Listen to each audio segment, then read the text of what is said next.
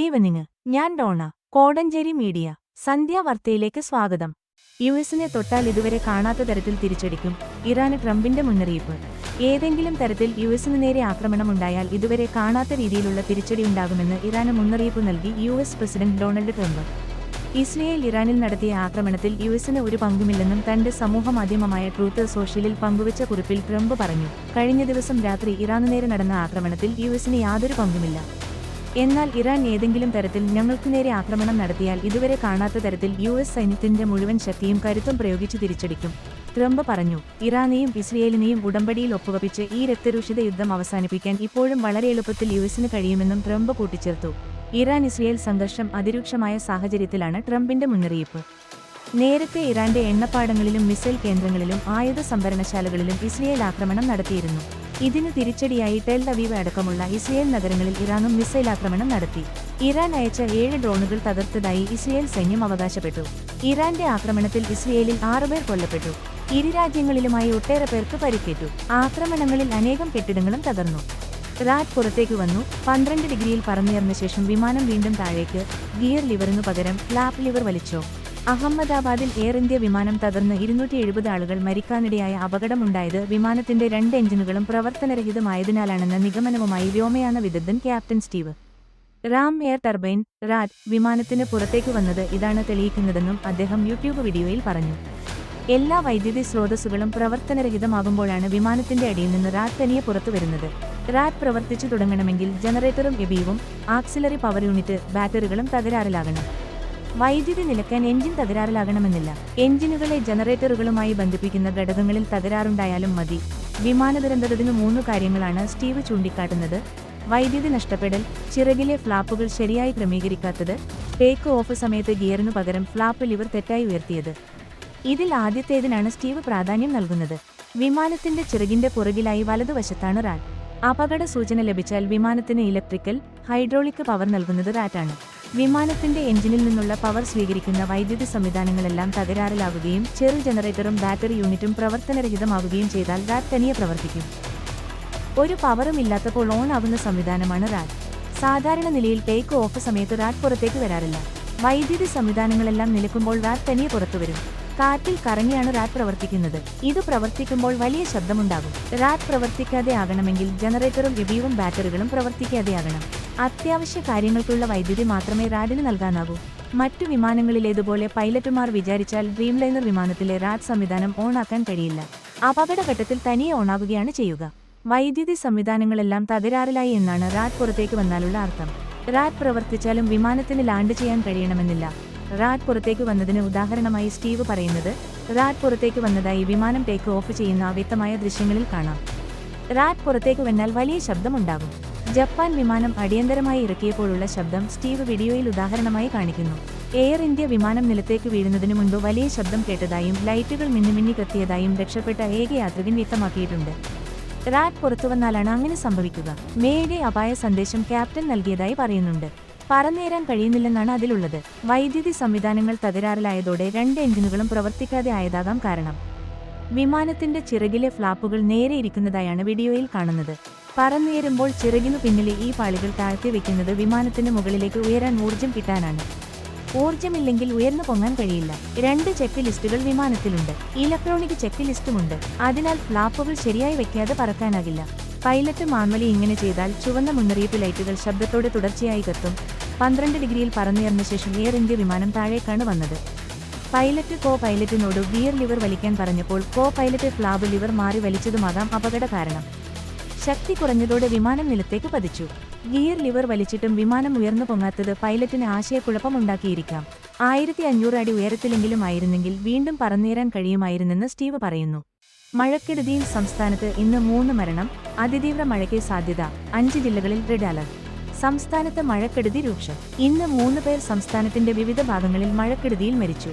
കോട്ടയം ചെറുവള്ളി എസ്റ്റേറ്റിൽ മരം പൊട്ടി വീണുണ്ടായ അപകടത്തിൽ സ്കൂട്ടർ യാത്രികന് ദാരുണാന്ത്യം.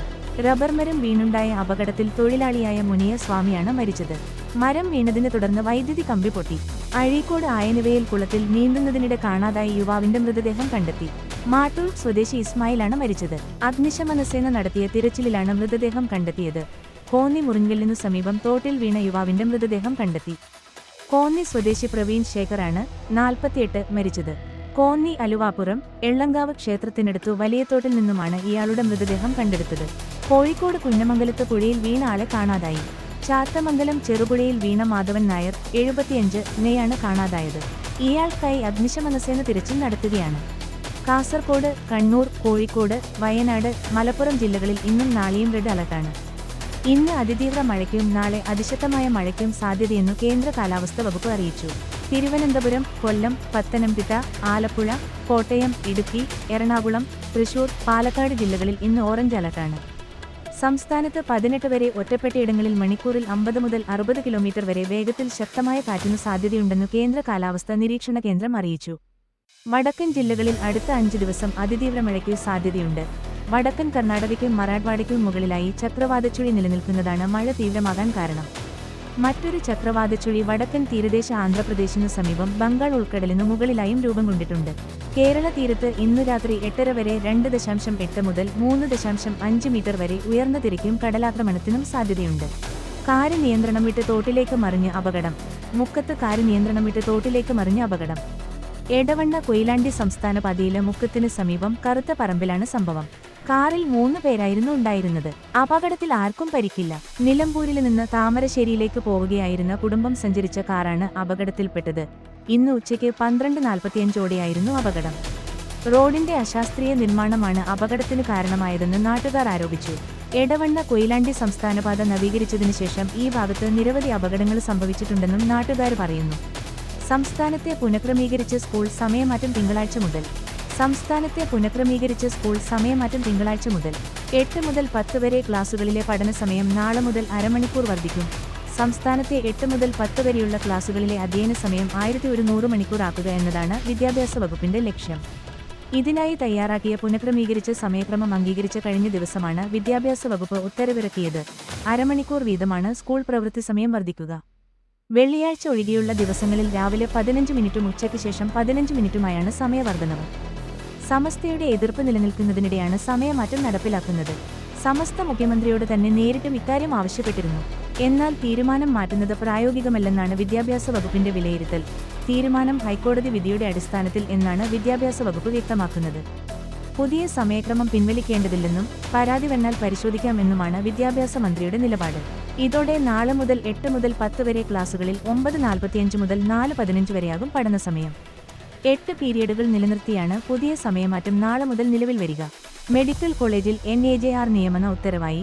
കോഴിക്കോട് ഗവൺമെന്റ് മെഡിക്കൽ കോളേജിലെ ഹൌസ് സർജൻമാരുടെ കാലാവധി പൂർത്തിയാക്കുന്ന സാഹചര്യത്തിൽ നോൺ അക്കാദമിക് ജൂനിയർ റെസിഡന്റിനെ NAJR നിയമിക്കാൻ സംസ്ഥാന സർക്കാർ ഉത്തരവായി. ഹൌസ് സർജൻമാർ ഒഴിഞ്ഞാൽ ആശുപത്രിയുടെ പ്രവർത്തനം തകിടം മറിയും. രോഗീപരിചരണത്തെ കാര്യമായി ബാധിക്കും. അടുത്ത ബാച്ച് മെഡിസിൻ വിദ്യാർത്ഥികളുടെ പഠനം പൂർത്തിയാകാൻ 3 മാസങ്ങൾ കൂടി വേണ്ടിവരും. ശനിയാഴ്ചയാണ് ആരോഗ്യ കുടുംബക്ഷേമ വകുപ്പ് ഉത്തരവിറക്കിയത്. 3 മാസത്തേക്കാണ് NAJR നിയമനം നടത്തുന്നത്. രോഗീപരിചരണം ഉറപ്പാക്കുന്നതിനും ആശുപത്രികളുടെ സുഗമമായ പ്രവർത്തനത്തിനും NAJR നിയമനം നടത്തണമെന്ന മെഡിക്കൽ വിദ്യാഭ്യാസ ഡയറക്ടറുടെ ശുപാർശയെ തുടർന്നാണ് സർക്കാർ ഉത്തരവായത്. 2019 ബാച്ചിലെ മെഡിസിൻ വിദ്യാർത്ഥികളിൽ 50% പേരെയാണ് NAJRായി നിയമിക്കുന്നത്. ഇവർക്ക് 45,000 രൂപയാണ് ശമ്പളം. നിലവിലുള്ള ഹൌസ് സർജൻമാർക്ക് നൽകിവന്നിരുന്ന സ്റ്റൈപ്പൻഡിൽ നിന്ന് ഈ തുക കണ്ടെത്തണമെന്നും ഉത്തരവിൽ പറയുന്നു. എന്നാൽ ഉത്തരവിൽ കേരള ഹൌസ് സർജൻസ് അസോസിയേഷൻ എതിർപ്പ് രേഖപ്പെടുത്തി. NAJRായി നിയമനം ലഭിക്കുന്നവരുടെ ജോലിസമയം വ്യക്തമാക്കാത്തതിലും ഉത്തരവിറക്കാൻ വരുത്തിയ കാലതാമസവുമാണ് എതിർപ്പിനു കാരണം. ഉന്നത വിജയം നേടിയ വിദ്യാർത്ഥികളെ ആദരിച്ചു. കോടഞ്ചേരി ഗ്രാമപഞ്ചായത്തിലെ 9ാം വാർഡിൽ നിന്നും 2024 മുതൽ 25 വരെ വർഷത്തെ +2, SSLC പരീക്ഷകളിൽ എല്ലാ വിഷയത്തിനും പ്ലസ് നേടിയ വിദ്യാർത്ഥികളെ ഗ്രാമസഭയിൽ വെച്ച് വാർഡ് സമിതിയുടെ ആദരിച്ചു. വാർഡ് മെമ്പർ ചാൾസ് തയ്യിൽ അധ്യക്ഷത വഹിച്ച യോഗത്തിൽ ജീവകാരുണ്യ പ്രവർത്തകൻ ജയരാജ് അനുഗ്രഹ കുട്ടികൾക്ക് മൊമെന്റോയും സമ്മാനങ്ങളും നൽകി. NREGAE Nirmala, ward convener Murali എന്നിവർ ആശംസകൾ അർപ്പിച്ചു. 3 കോടി രൂപ മുതൽ മുടക്കിൽ നിർമ്മിച്ച പറപ്പറ്റ പാലത്തിന്റെ നിർമ്മാണം പൂർത്തിയായി. കാത്തിരിപ്പിന് ഒടുവിൽ പറപ്പറ്റ പാലത്തിന്റെ നിർമ്മാണം പൂർത്തിയായി.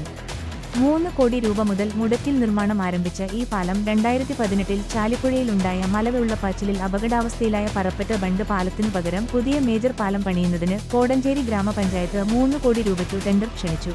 2019-ലെ പ്രളയക്കെടുതിയിൽ ബണ്ട് പാലത്തിന്റെ ഒരു വശം അപ്രോച്ച് റോഡിന്റെ മണ്ണ് എടുത്തുപോകുകയും പാലം വഴിയുള്ള വാഹന ഗതാഗതം പൂർണ്ണമായും നിലയ്ക്കുകയും ചെയ്തു. പിന്നീട് ഓരോ മഴക്കാലത്തും പാലത്തിന്റെ ഒരു വശത്തെ അപ്രോച്ച് റോഡ് തകരുന്നത് പതിവായി. നാട്ടുകാരുടെ ശ്രമഫലമായി റോഡിൽ നിന്നും പാലത്തിലേക്ക് കയറുന്നതിന് താൽക്കാലിക നടപാലം നിർമ്മിച്ചാണ് പാലത്തിലൂടെ കടന്നുപോകുന്നത്. പറപ്പറ്റ ചെമ്പുകടവ് റോഡിലാണ് കാലപ്പഴക്കം ചെന്ന പറപ്പറ്റ ബണ്ട് പാലം സ്ഥിതി ചെയ്തിരുന്നത്. ഗ്രാമപഞ്ചായത്ത് ഫണ്ട് ഉപയോഗിച്ചു മണ്ണ് പരിശോധന നടത്തി LSTD എഞ്ചിനീയർമാരുടെ നേതൃത്വത്തിൽ എസ്റ്റിമേറ്റ് തയ്യാറാക്കി.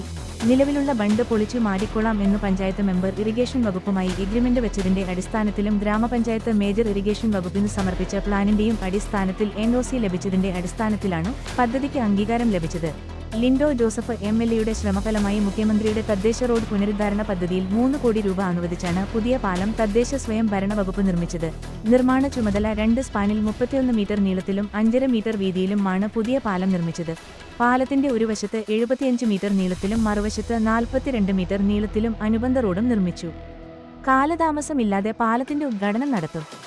പൊതുസ്ഥലത്ത് മാലിന്യം വലിച്ചെറിഞ്ഞ അതിഥി തൊഴിലാളിക്ക് 5000 പിഴയിട്ടു. തിരുവമ്പാടി ഗ്രാമപഞ്ചായത്തിലെ മണ്ടാങ്കടവ് റോഡിലെ ഗേറ്റുംപടി വളവിൽ റോഡരികിൽ മാലിന്യം വലിച്ചെറിഞ്ഞ അതിഥി തൊഴിലാളിക്കാണ് പിഴയിട്ടത്. ഗ്രാമപഞ്ചായത്തിന്റെയും ആരോഗ്യവകുപ്പിന്റെയും നേതൃത്വത്തിലുള്ള എൻഫോഴ്സ്മെന്റ് ടീമാണ് 5000 രൂപ പിഴയിട്ടത്. തിരുവമ്പാടി മിൽമുക്കിൽ വാടകയ്ക്ക് താമസിക്കുന്ന ആനന്ദ് എന്ന അതിഥി തൊഴിലാളിയാണ് പ്ലാസ്റ്റിക് മാലിന്യങ്ങളും പഴന്തുണികളും ഭക്ഷണ അവശിഷ്ടങ്ങളും അടങ്ങിയ ചാക്കുകെട്ടുകൾ ഗേറ്റുംപടി വളവിൽ റോഡരികിൽ തള്ളിയത്.